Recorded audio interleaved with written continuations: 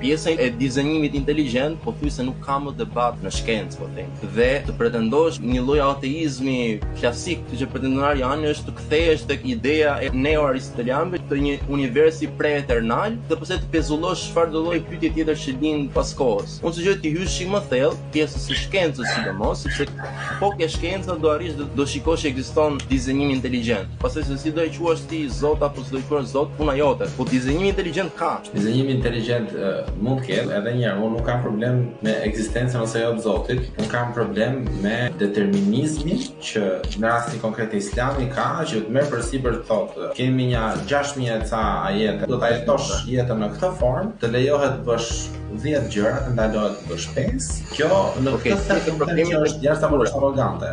Problemin e ke tek institucionalizimi i fesë dhe keca gjëra që janë brenda rregullave fetare që nuk të pëlqejnë. Bu. Cëj. Po.